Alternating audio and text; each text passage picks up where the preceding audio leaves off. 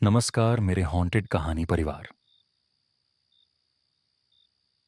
आज की कहानी खाली हॉस्टल में छिपा डरावनी परछाइयां मुझे घेरने लगीं। ये कहानी इंटरनेट पर सामने आई एक डरावनी घटना पर आधारित है। इसे सुनने के बाद आप खुद महसूस करेंगे कि कुछ कहानियां सवाल छोड़ जाती हैं। मैं अकेला था हॉस्टल में। सभी दोस्त छुट्टियों पर चले गए थे। चारों ओर सन्नाटा था जो मुझे अजीब सा महसूस करा रहा था। मैंने अपनी फोन की स्क्रीन पर नजर डाली। शाम के 6 बज रहे थे। टेबल पर एक पुरानी रसीद पड़ी थी जिस पर लिखा था सिर्फ 1 हफ्ते का मेन्यू। मैंने हॉस्टल की खिड़कियां बंद की और दरवाजे की ताले की आवाज सुनी। बाहर से कोई शोर नहीं आ रहा था, केवल हवा के चलने की आवाज थी। मेरी आंखें खिड़की के पर्दे के पीछे छिपे अंधकार पर पड़ी। क्या कुछ था जो मुझे देख रहा था। मैंने अपने आप को हंसने की कोशिश की। मेरे फोन पर एक मैसेज आया, कहाँ हो। मैं जवाब देने ही वाला था कि अचानक मेरा नेटवर्क टूट गया।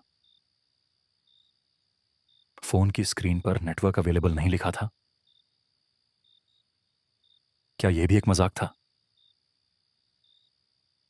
मैंने खिड़की से बाहर देखा, लेकिन रात का अंधेरा सब कुछ छिपा रहा था। मैंने फैसला किया कि चलकर लाइब्रेरी से कुछ पढ़ाई करूंगा।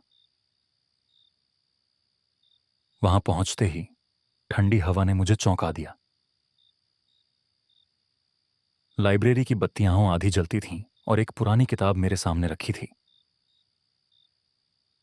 उसके पहले पन्ने पर एक रहस्यमय कोड लिखा था, नाइमेयर 404। मैंने किताब को बंद किया और वापस हॉस्टल लौट गया।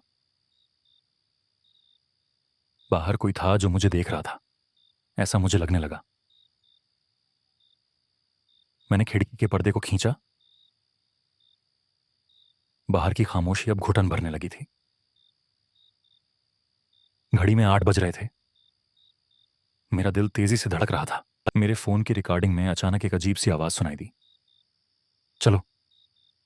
मैं चौंका गया। मैंने उसे बार बार सुना। वो आवाज तो बिल्कुल मेरे पीछे से आ रही थी। डर के मारे मैंने अपने कमरे में चारों ओर देखा। कमरे की दीवार पर एक पुरानी तस्वीर टंगी थी जिसमें एक ग्रुप फोटो था। मैंने ध्यान से देखा। उस तस्वीर में एक चेहरा था जो अजीब सा लग रहा था। उसकी आंखें मुझे घूर रही थीं। मैंने अपने फोन से सीसीटीवी फुटेज देखा, लेकिन वो बिल्कुल साफ था। बिल्डिंग के बाहर कोई भी नहीं दिखा। समय की स्टैंप पर लिखा था 10:02 PM। रात बढ़ती गई और मैं खुद को और असुरक्षित महसूस करने लगा। कॉलर से एक अंधेरी छाया गुजरी। मैंने उसे पकड़ने की कोशिश की, लेकिन वह अचानक गायब हो गई। क्या वह सिर्फ मेरी खुशफहमी थी? मैंने टोल्स पर रखी अपनी रसीद देखी। एक अजीब कोड था, XVZ तो 600। अनजाने में मैंने दरवाजे पर दस्तक सुनी। मेरा दिल तेजी से धड़कने लगा। दरवाजा खोला तो बाहर कोई नहीं था। खैर, मैंने अपने फोन से एक तस्वीर खींची। जब मैंने उसे देखा तो मुझे लगा जैसे फोटो में एक भयानक छाया थी। जब मैं फिर से सीसीटीवी रिकॉर्डिंग चेक कर रहा था तो वहां एक धुंधली आकृति दिखी। वह मेरे कमरे के पास थी। समय था 15 PM। क्या मैं सच में अकेला हूं या कोई और है? मन में सिहरन दौड़ गई। अचानक बिजली चली गई। पूरा हॉस्टल अंधेरे में डूब गया। मैंने फोन की टॉर्च जलाई। कमरे में कुछ हलचल थी। ऐसा लगा जैसे कोई मेरे पीछे खड़ा हो। मैंने पलटा, लेकिन वहां कोई नहीं था। धड़कनें तेज हो गईं। मेरे दिमाग में एक ख्याल आया, क्या मैं सच में अकेला हूं? मैं तुरंत उस फोटो की ओर बढ़ा। तस्वीर में वही चेहरा था, वो चेहरा जो मुझे हॉस्टल की पहली रात से परेशान कर रहा था। अचानक एक ध्वनि आई, बच नहीं पाओगे। मैंने सोचा, क्या ये सब एक बुरे सपने की तरह है। जब मैंने अपने फोन पर टाइम देखा तो वो 10:30 PM था, लेकिन सच में रात इतनी लंबी हो गई थी। क्या मैं सच में समय से बाहर जा रहा था? फिर मैंने एक आखिरी बार CCTV फुटेज देखा। अचानक वीडियो में वही चेहरा मेरे पास आ रहा था।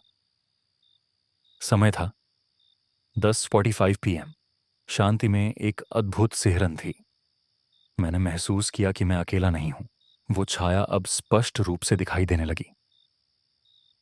मैंने अपने फोन की बैटरी चेक की। वो 5% पर आई थी। तुम वहीं हो? वो आवाज पूरे हॉस्टल में गूंजी। मैं समझ गया, ये सब मेरे सपनों का हिस्सा नहीं था। मेरे दरवाजे पर फिर से दस्तक हुई। मैंने हिम्मत जुटाकर दरवाजा खोला। बाहर कोई नहीं था, लेकिन एक नोट गिरा था। उस पर लिखा था, तुम बचे नहीं। अब यह सब बहुत असली लगने लगा। मैंने हॉस्टल की दीवार पर देखा। एक पुरानी खुदाई में वही शब्द थे। क्या यह उसी छात्र का नाम था? मेरी आंखों के सामने सब हिलने लगा। मैं पीछे हटने लगा, लेकिन फिर भी वो छाया मेरे साथ थी।